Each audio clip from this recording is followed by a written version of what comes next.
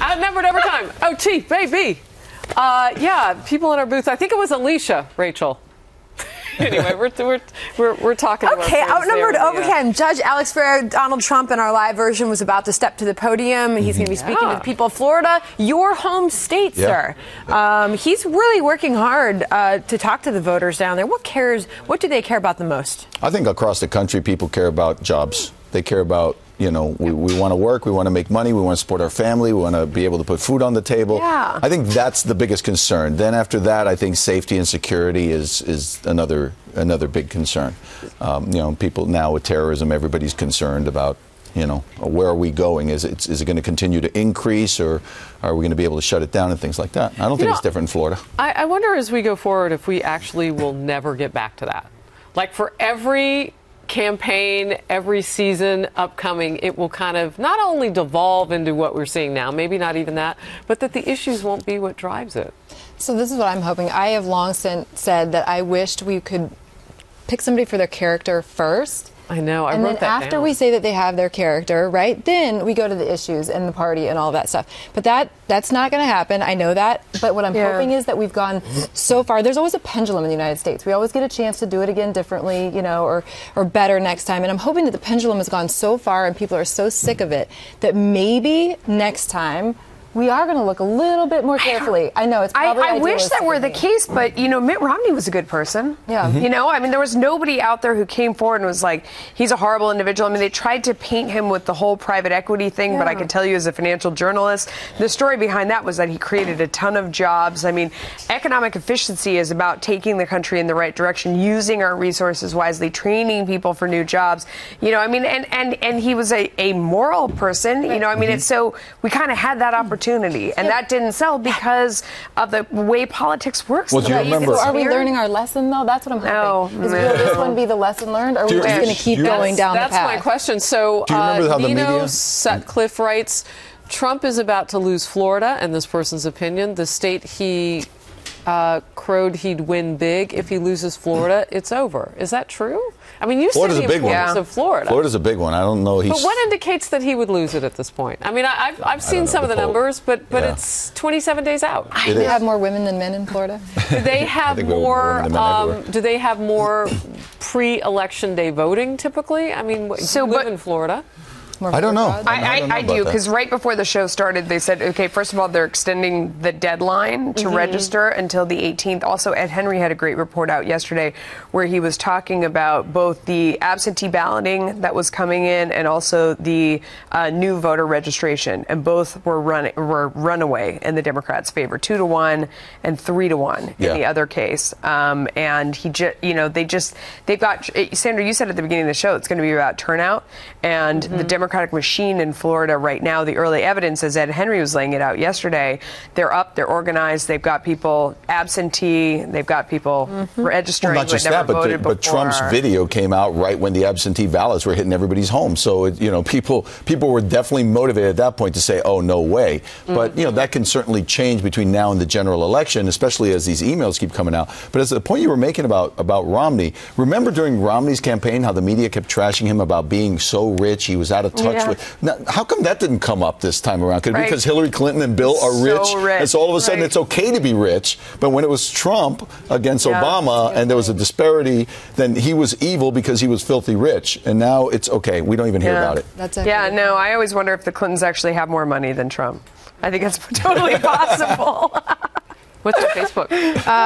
Mike Wheeler says fix the live feed. We hope everything's okay with that, because we do have a lot of people chiming in to Facebook right now, saying that they love the show and they love the show today. Awesome. A lot of people talking about Florida and what Trump needs to do there, because polling would indicate that he has some ground to make up. So, Steve Wolf asks, how many Catholic women will change their vote based on the email leaks? Okay. Let's throw some stuff out here. They're coming in fast and furious. Well, let's flip it. What if, you're a very devout Catholic. What if it was the other way around and you had the Trump campaign emails coming out and trashing Catholics? Would that throw you off of supporting him? You know, that's interesting. I mean, I really care about the economy and taxes and national security.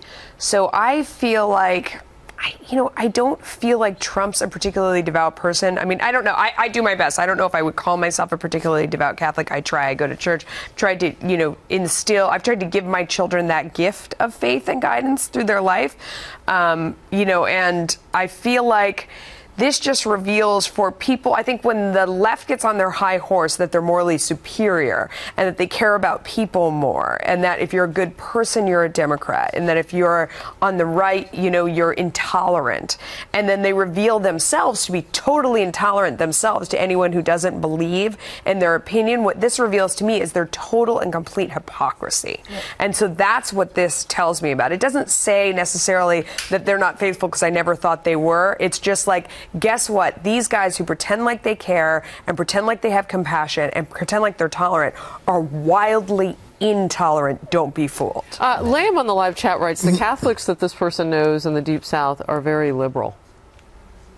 Well, I see, I've had that experience both ways because I went to Catholic school in California where, yes, everybody was definitely very liberal too, but also voted left because they were like, I don't believe in the death penalty. And I know, so it was almost, ironically funny. It was kind of like an awakening to me when I came out east and they're like, oh no, religious people are right wing because, they're voting based on abortion and stuff. Having gone to a Catholic school where they actually taught you about birth control and those sort of things. So Catholic school in Southern California, as you can imagine, is different. Like everything in Southern California is very different.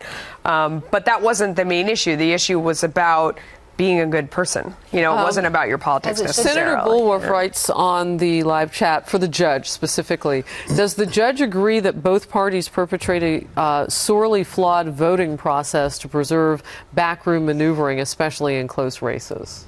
I'm not really sure what that question means, but I believe that politicians on both sides have one main primary focus, and that's to keep their seat. It's my dislike in general of politicians, because I think that we've gone from the old days where politicians went to Washington to contribute and do a public service, and then they came home and a life of service. And now it's like I want to get on the gravy train, and I will say and do anything I can to stay on that gravy train. So true. And so I don't really. There's a few politicians I like. Most of them So I'd put them right there with the used car salesman. Feel like you, it makes me ask the question, as we saw from the very beginning, this addiction that the electorate said it had with outsiders. Are they still addicted? Which would mean none of what's happened in the interim would matter. It's interesting. I don't know. I think go ahead. I was just going to ask if everybody saw the Cubs win last night. I know you had to bring it up because it was such a monumental event. That is, in fact, what I was just tweeting about, because a lot of people know I'm from Chicago and I'm a Cubs fan, so people have been asking me. Yes, I did watch it, and go Cubs, fly the W. Is it bad that I like the Curse of the Goat? No, why? Have you seen Bill Murray at the games? No. In a T-shirt?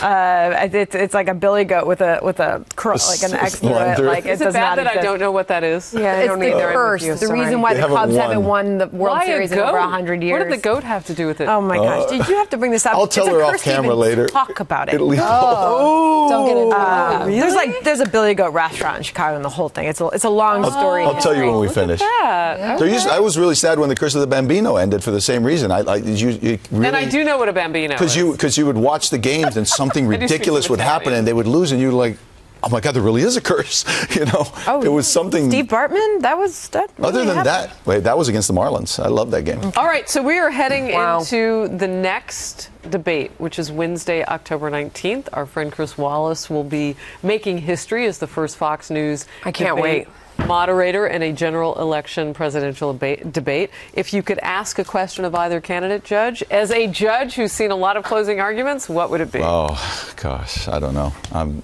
Take me last. I have no idea right now. Taya, we'll take you first. I would ask, how important are ethics and morality in the role of being president? Wow. I would ask Donald Trump something that O'Reilly asked him last night. Just make your case to women right now. This is it. This is your chance. Look into the camera and make your case to women. Not apologize, not just make it. And I think I would ask Hillary Clinton about all of the stuff in the emails over and over again, which Chris will, I have no doubt. what would you ask? I don't know. I'd need lots of preparation. I'd ask Hillary why her staff members took the Fifth. I'm curious to hear why she thinks they would do that. Yeah, she's too prepped on that stuff, though. You know she'd have an answer for you, and it wouldn't tell us anything. Still, she hasn't been All asked. right, that's it. We ended 10 minutes. We're out of here. Bye.